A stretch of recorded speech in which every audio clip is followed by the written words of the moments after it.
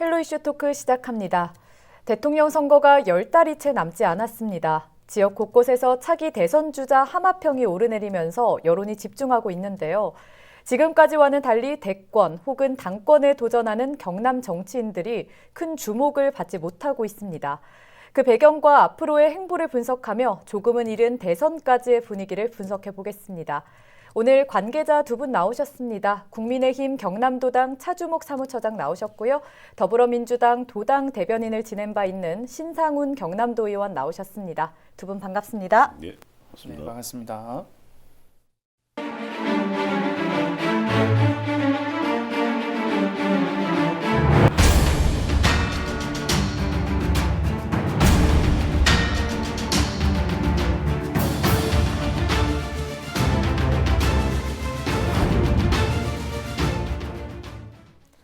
네, 저희 영상 잠시 먼저 봤는데요. 사실 저희 오늘 주제가 두 분께는 쉽지만은 않은 주제였을 것 같습니다. 차주목 참서처장님께서도 아무래도 국민의힘 도당 사무처장으로 계시는 만큼 오늘 주제 자체가 좀 불편할 수도 있었을 것 같은데요. 출연 섭외 받고 어떠셨어요? 지금 당 대표 최고위원을 선출하는 데 있어서 실무 책임자로서 저희들은 이제 엄정 중립을 지켜야 되는 그런 이제 마음가짐, 조심스러운 그런 마음가짐을 가지고 있습니다. 그리고 지금 현재 우리 지역의 후보가 당 대표나 최고위원 후보로서 선전을 하게 된다면 저희도 뭐 상당히 이제 업이 돼서 분위기가 좀 그 사기가 앙양되지만 현재 우리 경남 출신 후보가 그렇지 못한 관계로 좀 그런 조심스러운 그런 측면이 있습니다. 예, 그렇습니다. 신상훈 의원님께서도 일부분 공감은 하시겠지만 그래도 당 입장에서 사실 유쾌한 주제가 아니기 때문에 조금은 쉽지 않으셨을 것 같다 이런 생각이 드는데 어떠셨어요? 꼭 그렇진 않습니다. 준비하면서 우리 지역에 특히 민주당에 아직까지 뭐 잠재적 대권 후보, 뭐 유력 정치인이 누구인지를 살펴보는 소중한 기회이니까요.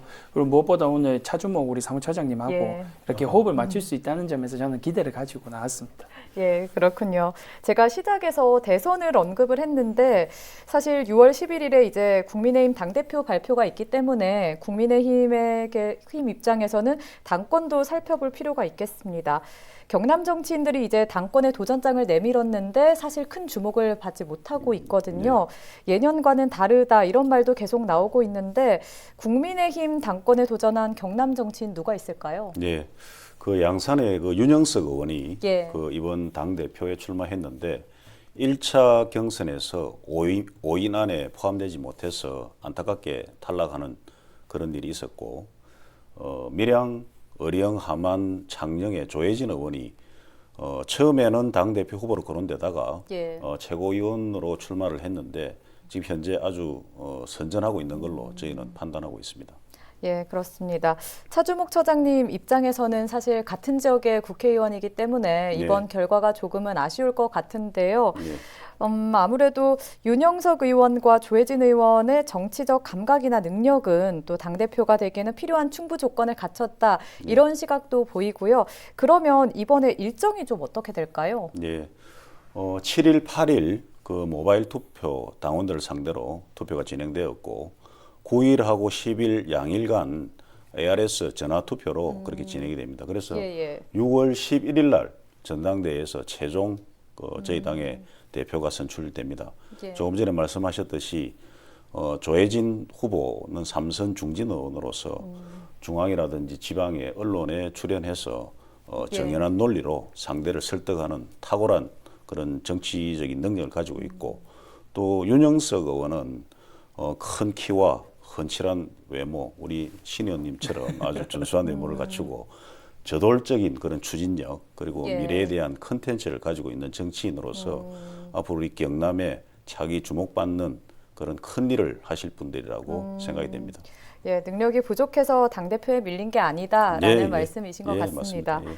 또 이번에 국민의힘 당권 주자 중에 아무래도 가장 눈에 띄는 주자가 네. 이준석 후보거든요. 네네. 지금 지지율이 40%를 넘나들고 있는데 신상훈 의원님께서는 비슷한 세대시잖아요. 네네. 네, 그래서 신선한 충격으로 다가왔을 것 같은데 어떻게 보셨어요? 네, 뭐 한 2주 전까지만 해도 이준석 돌풍이었죠. 예. 근데 지금 거의 태풍급입니다. 예. 네, 그래서 이 결과가 앞서 우리 차장님께서 말씀해주신 것처럼 11일 금요일 날 이제 곧 다가옵니다. 그래서 과연 이게 돌풍이었는지 아니면 차찬속 뭐 미풍이었는지 이제 결과가 나올 텐데요. 제가 올해 90년생이라서 예. 우리나라 나이로 32살입니다. 이준석 후보가 저보다 5살 많아요. 85년생이어서 37살인데요. 예. 같은 세대로 볼 수 있는 나이죠. 개인적으로는 이준석 후보의 선전이 반갑습니다. 왜냐하면 국민의힘이 지금까지 청년들에게는 그렇게 기회가 많은 정당은 아니었거든요. 그리고 상대적으로 우리 민주당이 청년 국회의원도 많이 배출하고 지금 20, 30대 국회의원이 국회에 한 11명, 12분 정도 되는데 이 중에서 6분 절반 가까이가 민주당 소속입니다. 예. 그만큼 상대적으로 민주당에게 기회가 많았지만 제 주변의 청년들하고 청년 당원들하고 소통을 해보면 지금까지 거의 사실상 그냥 청년들 뭐 갖다가 쓰고 버린 것 아니냐 이런 비판도 분명히 존재하거든요. 예. 그런 관점에서 볼 때 이준석 후보가 새로운 바람, 정권 교체를 넘어서 이제 세대 교체까지 바람을 일으키고 있다는 점에서 민주당 입장에서도 반가우면서도 한편으로는 또 그쪽에 이슈가 몰리는 게 아닌가라는 우려까지 함께 하면서 지켜보고 있습니다. 예, 그렇습니다. 이렇게 이준석 후보가 압도적인 지지를 받는 반면에 윤현석 의원이나 또 조혜진 의원의 지지율이 앞서도 잠시 언급을 했지만 높지 않지 않았습니까? 그래서 그 결과 고배를 마셨기도 하고 또 방향을 틀어서 지금은 최고위원회 도전 중인데요. 예. 이러한 결과가 나온 배경은 뭐라고 보십니까? 일단은 저희 당의 이제 위기 의식인 것 같습니다. 예. 내년에 대통령 선거에서 저희 당이 정권을 꼭 교체해야 된다. 당원들의 염원이 이제 반영된 것이라 보고 변화에 대한 어떤 그 상징적인 그런 이제 인물이 지금 떠오르는 것 같은데 예. 예를 들어 보면 민주당은 호남을 기반으로 하는 그런 정당인데요. 지난 20년간 그 대통령 후보가 3번이나 우리 영남 출신들을 예, 그렇게 맞습니다. 대통령 후보로 나왔습니다. 그래서 이제 전략적인 그런 사고를 할 줄 아는 정당이라고 사료가 되는데 저희 국민의힘도 내년 이제 대통령 선거에서 꼭 정권을 탈환해야 된다는 그런 당원들의 절체절명의 위기 의식이 그런 이제 투표 형태로 나타나고 또 민심과 당심이 만약에 다르다면 국민들께서도 당이 변화에 둔감하다 그런 인식을 가질 수 있기 때문에 예. 민심의 변화에 우리 당원들도 적극적으로 화답하는 형식의 그런 변화의 바람이 그렇게 불고 있다고 생각이 됩니다. 예. 그러면 처장님, 경남 정치인의 이 당권 도전과 또 현재 분위기가 대선에도 영향을 미칠 거라고 보십니까? 예. 뭐 잘 아시다시피 그 호남과 대구 경북 지역은 어느 정당의 아주 독점적인 그런 지지를 갖다가 보내고 있는 지역입니다. 예. 그렇지만 우리 경남 지역은 스윙보트 지역, 즉 뭐냐 하면 민심에 순응하면 그 정당을 지지하지만 민심에 반대한다면 언제든지 그 지지를 처리할 수 있는 우리 경남의 정치 수준이 어느 지역보다 아주 높습니다. 예. 그렇기 때문에 항상 대통령 선거에서 우리 경남이 전략 지역으로서 성패를 결정짓는 중요한 지역입니다. 그렇기 예. 때문에 우리 그 경남에 좀 더 집중하고 거기에 대한 어떤 대안이라든지 공약, 정책을 대선 후보들이 관심을 가지고 제시해야 된다 이렇게 보여집니다. 예, 지금 대선의 경우에도 사실 경남 정치인의 지지율이 저조하거든요. 민주당에서는 대략 어떤 분들이 지금 거론되고 있습니까? 사실상 출마 선언을 한 것과 다름없는 분이 한 분 있습니다. 예. 양산을의 국회의원을 지내고 있는 김두관 의원이거든요. 김두관 의원은 지금은 양산을에서 국회의원을 하고 있지만 예. 2010년도에 도지사에 당선이 됐었죠. 그래서 우리 경남 정치와도 인연이 아주 깊은 분인데요. 하지만 현재로서는 지지율이 각종 여론조사에서 1%대에 머물고 있습니다. 예. 이른바 민주당에선 빅3라고 불리죠. 이재명 지사, 그리고 이낙연 총리, 그리고 정세균 총리까지 이렇게 세 분 정도가 빅3를 형성하고 있는데 김두관 후보가 여기서 이렇게 조금 멀어져 있습니다. 예. 지금까지는 지지부진한 게 사실이고요. 그리고 한 분 더 있습니다. 김두관 지사 다음으로 민주당으로 최초로 그 지사에 당선된 김경수 도지사, 예. 현직 도지사죠. 하지만 지금 뭐 이렇게 3심 재판을 앞두고 있기 때문에 각종 여론조사에서는 빠져 있지만 민주당의 대선 경선 연기론이 계속해서 거론되고 있는 그 배경에는 김경수 도지사의 경선 참여 가능성도 여전히 열려 있기 때문에 김경수 도지사의 향후 행보도 저희가 관심 깊게 지켜봐야 됩니다. 예, 그 의원님 말씀하신 네. 김경수 도지사의 경우는 이제 대선 얘기가 계속 언급이 되고 있는데 네. 대선이 아닌 좀 도지사에 다시 재선. 재선을 할 확률이 높아 보이는데 어떻게 보십니까? 그 점은 아무래도 이제 이 3심 재판 여부가 언제 나오냐에 따라서 경선 참여가 거의 불가능하기 때문에 이제 재선 쪽으로 좀 더 초점이 맞춰지고요. 예. 그리고 김경수 도지사님께서도 본인이 직접 재선에 조금 더 초점을 맞추고 있다라고 이야기를 하고 있습니다. 하지만 많은 언론이 그럼에도 불구하고 김경수 도지사를 주목하는 이유는 친문의 적자이기 때문인 거죠. 예, 그래서 재판의 결과에 더 주목하고 있는 것 네. 같습니다. 말씀하신 김두관 의원의 경우에는 그래도 경남도지사를 역임한 바 있기 때문에 네. 아무래도 지역에서는 탄탄한 정치적 기반을 갖고 있다고 생각을 했는데 네. 그럼에도 불구하고 이렇게 지지율이 미미한 이유는 뭐라고 보세요? 아무래도 많은 분들의 기대 속에서 무소속으로 2010년도에 당선됐던 경남도지사의 마무리 과정이 좀 아쉬웠기 때문일 겁니다. 예. 2012년도에 대선 출마를 위해서 경남도지사직을 스스로 내려놨거든요. 그 이후로 우리 경남도가 권한대행 체제가 너무 길었습니다. 홍준표 도지사도 마찬가지로 이제 대권 도전을 하면서 1년 넘게 권한대행 시절을 우리가 경남을 지켜봐야 했는데요. 그러한 뭔가 도민들의 아쉬움이 지금 지지율에서 나타나고 있는 것이 아닌가 그렇게 판단이 되고요. 하지만 2012년 대선 당시에 그때 당시에는 문재인 대통령 후보였죠. 예. 문재인 대통령 후보와 당내 경선에서 박빙으로 2등까지 했던 전력이 있기 때문에 조직력이 만만치 않습니다. 아직까지는 본 경선이 궤도에 올라가지 않았기 때문에 지지율이 낮지만 김두관 예. 도지사의 그 대선 레이스가 본격적으로 시작이 되면 지금까지 모아왔던 그 조직과 그리고 양산과 김포에서 재선 국회의원을 했다는 경험까지 이제 덧붙여졌기 때문에 전 본경선이 들어가면 김두관 지사도 좀 주목해봐야 될 후보 중에 한 명이다. 그렇게 평가하고 싶습니다.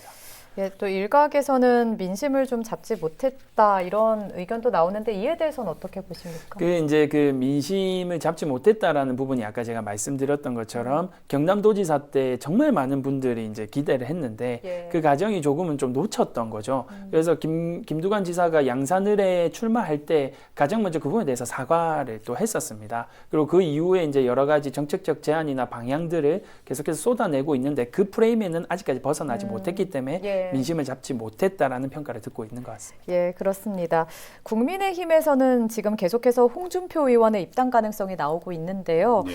아무래도 홍준표 의원의 대권 지지율이 김두관 의원보다는 현재 높은 편이고 또 네. 움직이지 않는 지지층이 있거든요. 그렇기 때문에 국민의힘에서도 많은 고민을 할 거다 이런 여론이 있는데 처장님께서는 어떻게 보고 계십니까? 예, 뭐 홍준표 지금 국회의원 같은 경우에는 우리 전 당의 대표 그리고 대통령 후보를 지내신 우리 또 경남의 도지사까지 지내신 예. 정치적으로 상당히 그 거목입니다. 그리고 지금 뭐 똑같이 무소속으로 출마해서 복당된 분들이 있습니다. 권성동 의원 그리고 김태호 의원이 있기 예. 때문에 그런 사례들을 참조해 보면 복당은 되는데 시기에 이제 문제일 뿐이다 이렇게 판단이 되고 지난달에 저희 당 그 서울시당 그 당원 자격 심사위원회에서 예. 복당을 1차적으로 허가가 났습니다. 그러면 이제 추후 그 비상대책위원회에서 심사를 거쳐서 복당의 이제 과정이 남아 있는데요. 우리 국민의힘 같은 경우에는 뭐 홍준표 지금 국회의원뿐만 아니고 윤석열 그리고 안철수 이런 이제 반문재인 세력들이 우리 국민의힘 플랫폼으로 다 모여서 새로운 대한민국을 만들어야 된다는 그런 어떤 공통적인 그런 목표를 향해서 같이 가야 된다 이렇게 예. 보여집니다. 복당이 가능할 거고 시기를 보고 있다라는 흥미로운 소식을 전해주셨는데요. 의원님께서는 어느 정도 짐작하고 계셨습니까? 네, 뭐 홍준표 의원은 대선 도전을 하기 위해서는 복당을 할 수밖에 없습니다. 예. 우리나라 정치 지형상 무소속으로 대통령 선거를 끝까지 완주하기 사실상 불가능해요. 윤석열 지금 전 총장도 계속해서 국민의힘 입당설이 나오는 이유가 일단 어마어마한 수준의 예산이 들어갑니다. 선거를 치를 때. 그렇기 때문에 홍준표 의원이 대선에 출마하기 위해서 무조건 복당을 할 수밖에 없기 때문에 복당을 저는 될 거라고 보고요. 그러면 이제 국민의힘에서는 누가 당권을 잡느냐의 여부에 따라서 시기가 조금 조정이 되지 않을까 보고요. 현재로서는 1등인 이준석 후보가 윤석열 총장도 올 수 있을 만큼 매력적인 정당을 만들겠다 이렇게 의지를 밝혔어요. 그 말은 어느 후보를 특정한 후보를 염두에 두고 당을 운영하는 게 아니라 홍준표 지사든 누구든 간에 입당을 하면 뭐 대선 경선 레이스에는 같이 뛸 수 있게 하겠다라는 의지인 것 같아서 조만간 좀 복당이 되지 않을까 그렇게 점쳐봅니다. 의원님 그러면 만약에 복당이 결정이 된다면 더불어민주당에게 영향이 되는 부분이 있을까요? 저는 지금 현재 단계로서는 그렇게 크지 않다고 봅니다. 왜냐하면 홍준표 의원이 우리 경남도지사를 지냈는데 지금은 경북에 가서 의원을 하고 있어요. 뭐 그런 점 등을 비춰볼 때 경남의 후보라고 보기는 조금은 좀 이른 점이 있고요. 그리고 그 홍준표 지사가 만약에 복당을 하고 이 본 경선, 그 국민의힘 경선이죠. 시작을 한다고 해도 현재로서는 후보 한 명 늘어난 수준에 그치지 않을까. 저는 그렇게 예상을 합니다. 예, 그렇습니다. 당권은 이제 시일이 얼마 남지 않았는데 대권 같은 경우는 아직까지 남은 시간이 있습니다. 그래서 앞으로 어떻게 하냐에 따라 분위기가 뒤집힐 수 있다는 건데요. 처장님께서는 각 도당에 어떤 노력들이 좀 필요하다고 보십니까? 지금 뭐 우리 서민들이 살기가 참 어렵습니다. 뭐 아시다시피 지금 뭐 코로나의 영향도 있지만 코로나 이전에 그 잘못된 경제 정책 방향으로 지금 일자리가 많이 줄었습니다.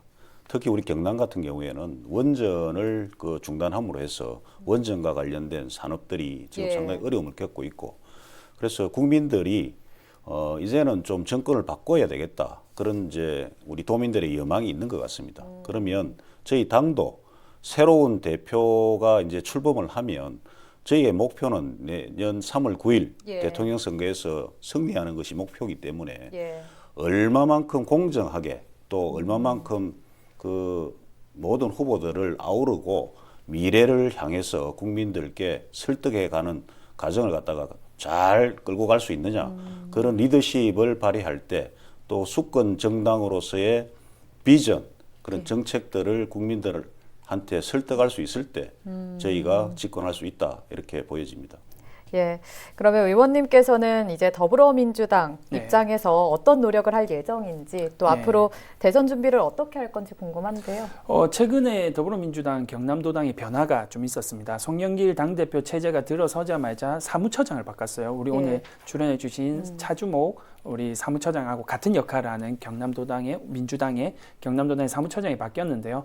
조만간 이 사무처장께서 업무 파악을 하고 지역에 우리 경남의 주요 현안들을 파악하고 난 다음에는 대선에 이제 시기에 초점을 맞추고 레이스를 이제 시작을 할 겁니다. 그리고 조만간 중앙당에서 그 대선 기획단을 출범을 합니다. 그러면 경남도 그에 준하는 체제로 바뀔 거고요. 우리 민주당은 만약에 대선 경선 레이스가 연기가 되지 않는다면 6월 달에 시작을 하게 됩니다. 그래서 우리 민주당은 지금 당장 대선의 시기에 초점이 맞춰져 있는 상황이고, 여당은 현재 지금 우리나라의 주요 현안들을 해결해 나가는 것이 가장 좋은 방안입니다. 대선까지 가는. 그렇기 때문에 이번 4.7 보궐선거에서 민심에 보여줬던 20대, 30대의 표심, 그리고 부동산, 그리고 불공정, 그리고 이제 코로나19 대응과 관련해서 백신 보급 현안 등을 차근차근 해결해 나간다면 떠났던 민심이 민주당으로 다시 모아지지 않겠습니까? 그런 부분들을 노력해야 될 것 같습니다. 예, 오늘 이렇게 신상훈 경남도 의원과 또 차주목 국민의힘 경남도당 사무처장과 함께 경남 지역 정치인의 최근 정치적 행보와 또 민심 읽기에 필요한 것은 무엇인지 분석을 해봤는데요. 오늘 이야기는 여기까지 나누도록 하겠습니다. 두 분 감사합니다. 네, 감사합니다. 감사합니다. 네, 온고지신이라는 말이 있듯이 옛것 중 지킬 것은 지키되 새로워져야 할 것은 바뀌어야겠죠. 하지만 그 항목에 있어 어떤 기준으로 바꿀지는 많은 고민과 시간이 필요합니다. 내년 대선이 10달이 채 남지 않았습니다. 하지만 경남도민, 즉 유권자가 고민을 시작하기 충분한 시간이 남았다는 걸 다시 한번 알려드리며 오늘 헬로 이슈 토크 여기서 마무리하겠습니다. 시청해주신 여러분 고맙습니다.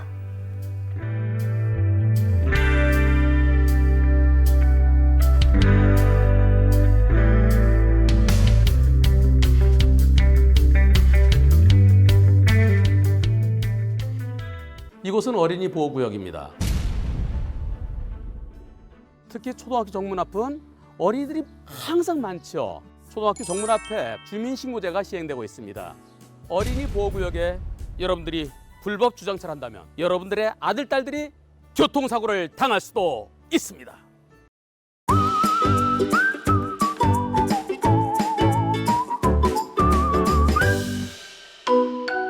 LG 헬로비전